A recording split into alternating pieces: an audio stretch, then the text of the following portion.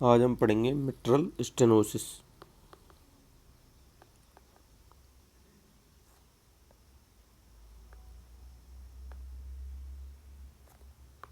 इसमें क्या है, जो मिट्रल बॉल्व होता है अपना, जिसको बाइकस्पिड बॉल्व भी बोलते हैं, उसकी स्टेनोसिस हो जाती है।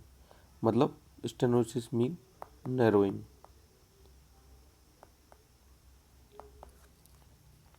और उसकी इस पैथोलॉजी की वजह से जो इफ़ेक्ट्स होते हैं उनको आगे पढ़ेंगे अभी। तो नॉर्मल जो एरिया होता है, नॉर्मल एरिया होता है जो मिट्रल बॉल्व का, वो होता है 4 से 6 सेंटीमीटर स्क्वायर। और सीवियर मिट्रल स्टेनोसिस में एरिया कितना हो जाता है, लेस देन 1.5 सेंटीमीटर स्क्वायर। तब हम जाके उसको सीवियर मिट्रल स्टेनोसिस बोलेंगे। इसमें क्या है, जब रैपिड वेंट्रिकुलर फिलिंग होती है उस टाइम पे मरमर सुनाई देती है। रैपिड वेंट्रिकुलर फिलिंग के टाइम पे मरमर सुनाई देती है। अब रैपिड वेंट्रिकुलर फिलिंग कब होती है, डायस्टोलिक फेज में।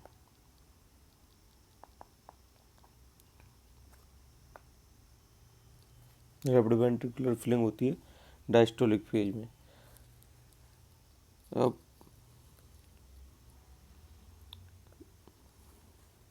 अब देखते हैं अपन किस तरीके की मरमर सुनाई देती है। मरमर को देखने के लिए एक लाइन डायग्राम बना रहा हूँ मैं, S1, S2 और S1। तो रैपिड वेंट्रिकुलर फिलिंग S1 से S1 के बीच में अपन को होता है रैपिड वेंट्रिकुलर फिलिंग। तो इसी फेज में आ रही होगी आवाज़, ये तो कन्फर्म है। तो S2 के बाद ओपनिंग स्नैप होती है, उसके बाद ये मरमर सुनाई देती है और कुछ इस तरीके की मरमर होती है। इसको क्या बोलते हैं, इसको बोलते हैं प्री सिस्टोलिक एसेंटुएशन। इस वाले पार्ट को बोलते हैं, क्योंकि यहाँ से आगे सिस्टोल होने वाला है दोबारा, तो प्री सिस्टोलिक एसेंटुएशन।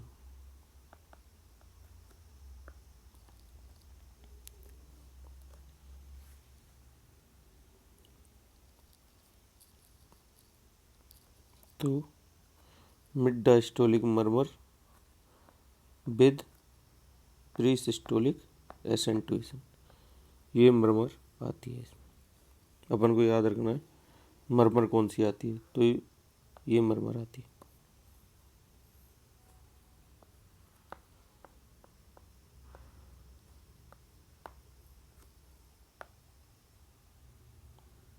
अब अपन बात करेंगे कॉज की।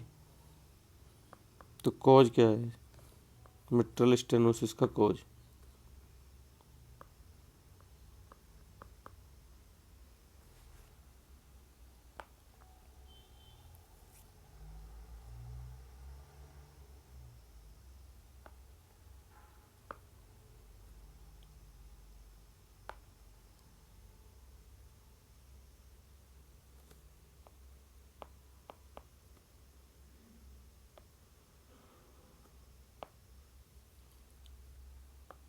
मिट्रल स्टेनोसिस का मोस्ट कॉमन कॉज क्या है, मिट्रल स्टेनोसिस का मोस्ट कॉमन कॉज है rheumatic heart disease.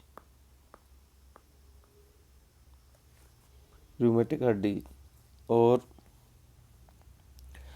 Mitral stenosis adults में होता है। अगर रूमेटिक हार्ट डिजीज होती है तो इसका मोस्ट कॉमन कॉम्प्लिकेशन भी यही है। और most common complication in children क्या है, वो है मिट्रल रीगर्जिटेशन।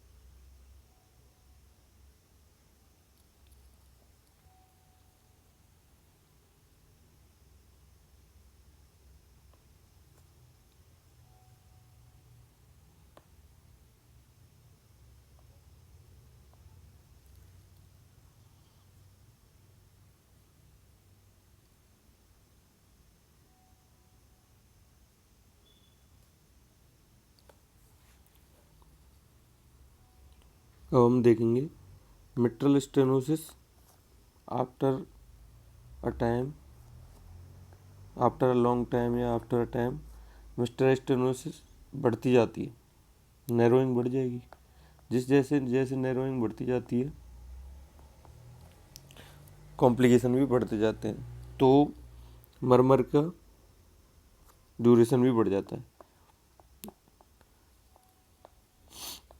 इसमें क्या होता है, पहले नॉर्मली ओपनिंग स्नैप यहाँ से स्टार्ट हो रही थी, और एक मैं इस तरीके से बना दे रहा हूँ।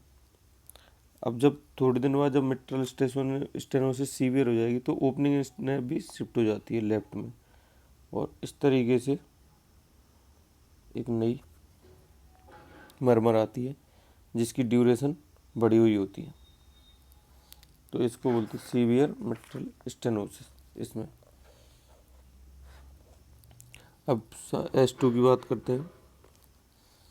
जैसे जैसे मिट्रल स्टेनोसिस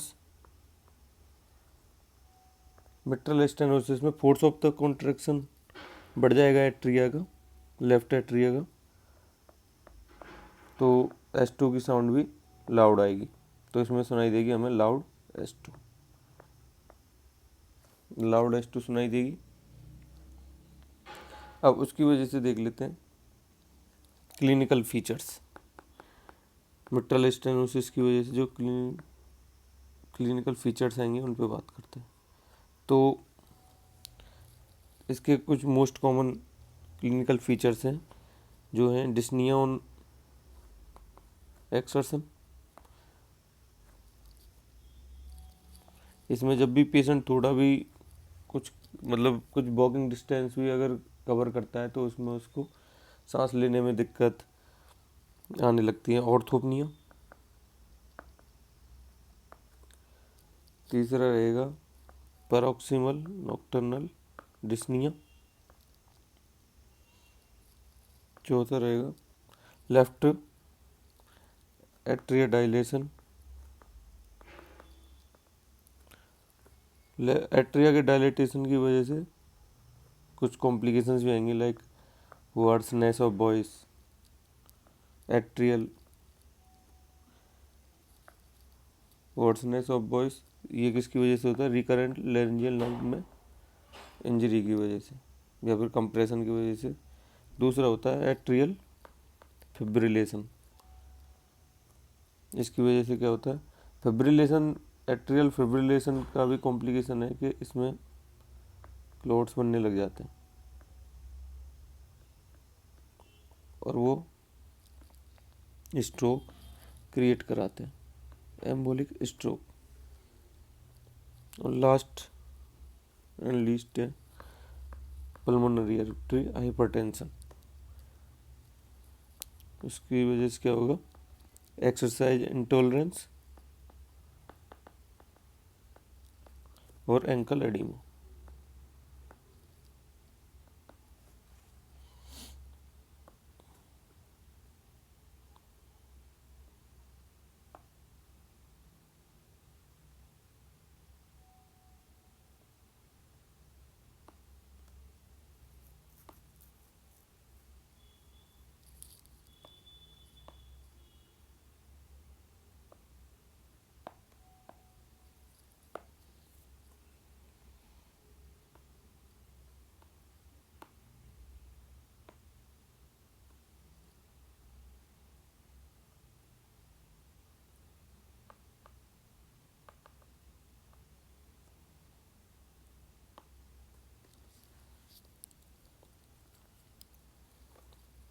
अभी हम देखेंगे एग्जामिनेशन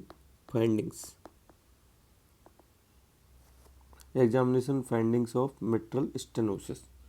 इसमें पहले होगा फर्स्ट हार्ट साउंड।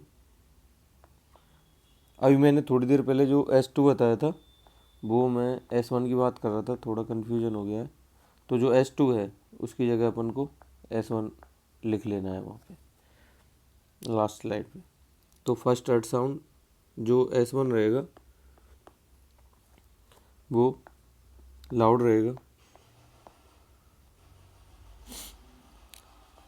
अगर मिट्रल स्टेनोसिस है तो, अगर मिट्रल स्टेनोसिस में अगर कैल्सिफिकेशन हो गया है तो उसकी वजह से आएगा सॉफ्ट S1। और अपन देखेंगे कि जब स्टेनोसिस होती है तो पहले नॉर्मल फिजियोलॉजी देखेंगे कि पहले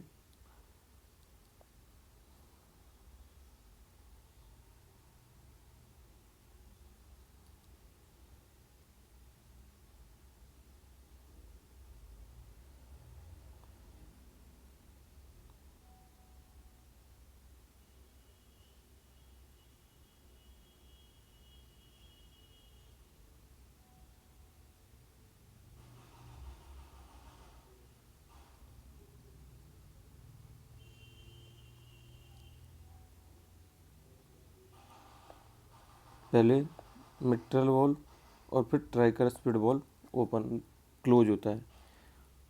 तो जब मिट्रल स्टेनोसिस होती है तो जो टाइम ड्यूरेशन है, जो S1 का जो टाइम ड्यूरेशन है वो बढ़ जाता है। मिट्रल वॉल्व को क्लोज होने में टाइम ड्यूरेशन बढ़ जाता है तो मिट्रल वॉल्व M1 ये इधर शिफ्ट हो जाएगा तो नैरो स्प्लिट S1 आएगी। तो नैरो स्प्लिट S1। और जिस तरह जैसे जैसे सीवियरिटी बढ़ती जाती है ये जो गैप है M1T1 का ये कम होता चला जाता है, क्योंकि M1 राइट में शिफ्ट होता चला जाता है। तो जब एक टाइम ऐसा आएगा जब मिट्रल वॉल्व और ट्राइकस्पिड वॉल्व एक साथ बंद होते हैं तो उसको बोलते हैं सिंगल S1। और सीवियर मिट्रल में बहुत ज़्यादा सीवियर में ये राइट में शिफ्ट हो जाता है तो इसको बोलते हैं रिवर्स स्प्लिट S1। और सेकंड अर्थ साउंड है जो सेकंड अर्थ साउंड होगी S2 वो A2 और P2 की वजह से आती है, आयोटा और पल्मोनरी वॉल्व की वजह से आती है। तो उसको ये ऐसी प्रॉब्लम नहीं है उसमें। तो ये तो स्टेनोसिस है मिट्रल वॉल्व की तो वो नॉर्मल आएगी। या पीछे भी करेक्शन कर लेना है, वो S1 के बारे में हो रही थी सारी बातें, S2 के बारे में नहीं हो रही थी। और अगर क्रोनिक स्टेज में या फिर सीवियर स्टेज में अगर पल्मोनरी आर्टरी हाइपरटेंशन होता है तो उसकी वजह से P2 लाउड हो जाता है और P2 लाउड होने की वजह से S2 लाउड सुनाई देता है। और एक मोस्ट इम्पोर्टेंट लाइन है जो अपने को याद रखनी है, वो है इसमें मिट्रल स्टेनोसिस में S3 साउंड एब्सेंट होता है। ये लाइन हमें याद रखनी है कि S3 साउंड इसमें एब्सेंट होता है। तो पहले तो ये याद रखना। एक इसको भी आप याद कर सकते हो और साउंड्स याद करने, और फर्स्ट साउंड हमेशा याद रखना है इसमें।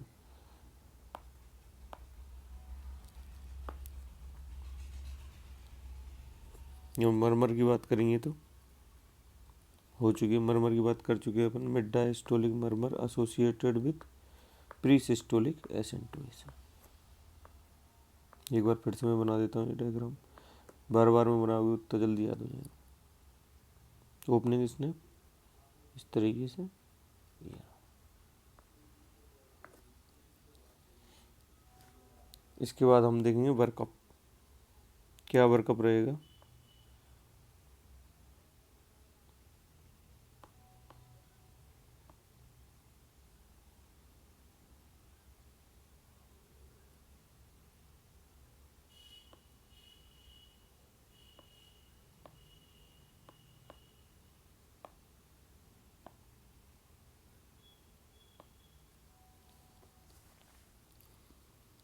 इसके बाद देखेंगे वर्कअप।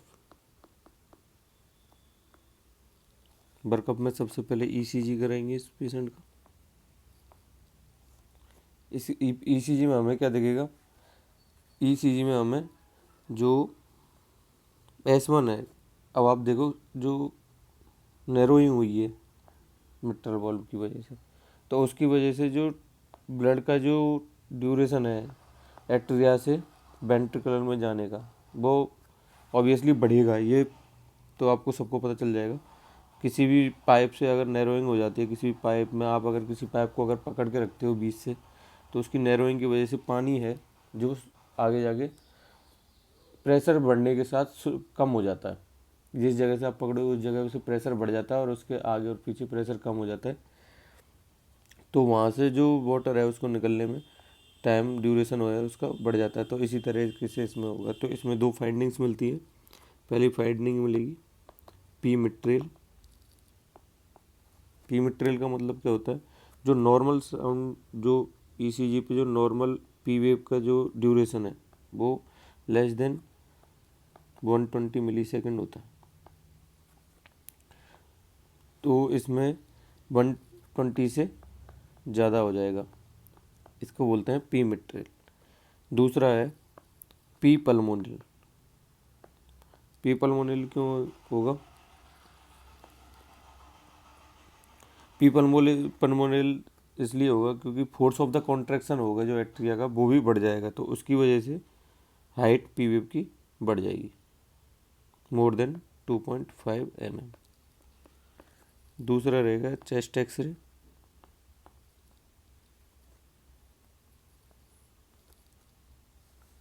चेस्ट एक्सरे में क्या होगा? चेस्ट एक्सरे में हमें हार्ट है उसका जो लेफ्ट बॉर्डर होता है, ये जो लेफ्ट बॉर्डर है उसकी स्ट्रेटनिंग हो जाएगी। डबल एट्रियल शैडो होगी।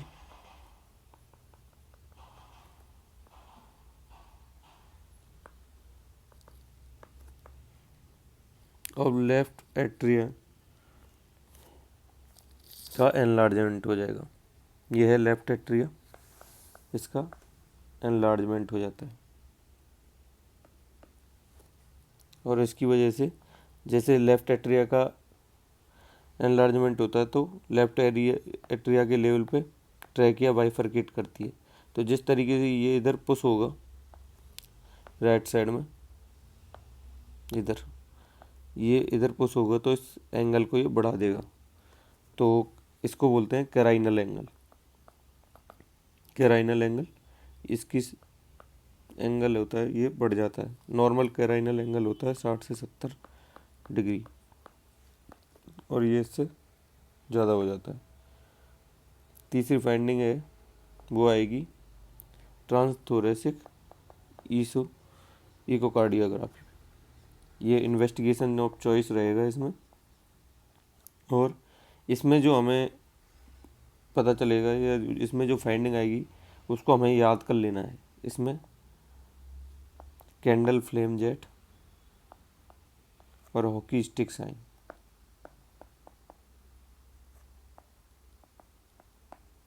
दिखाई दिया, तो हमें ये दो फाइंडिंग्स को याद कर लेना है।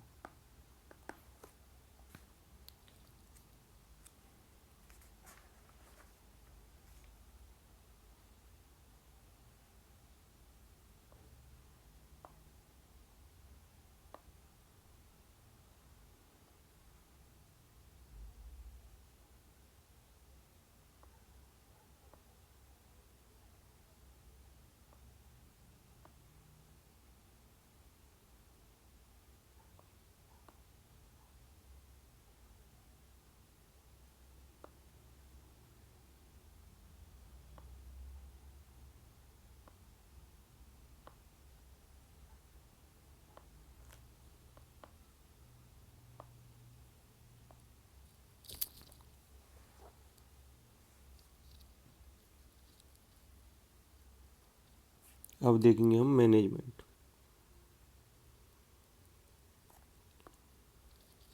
मैनेजमेंट क्या क्या होगा, इसको हम डिवाइड कर लेते हैं 3 जगह। अगर माइल्ड टू मॉडरेट रहेगा मिट्रल स्टेनोसिस तो इसमें तो हम डिजॉक्सिन और स्पाइरोनोलेक्टोन दे देंगे। अगर सीवियर मिट्रल स्टेनोसिस हो रही है तो इसमें जो मेडिकल ट्रीटमेंट है वो इतना इफेक्टिव नहीं रहता, उसके लिए हमें परक्यूटेनियस मिट्रल बलून बल्बोटॉमी करते हैं।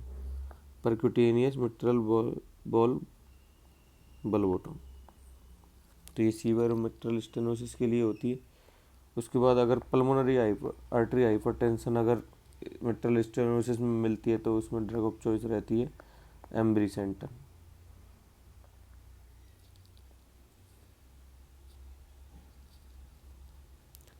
Thank you guys.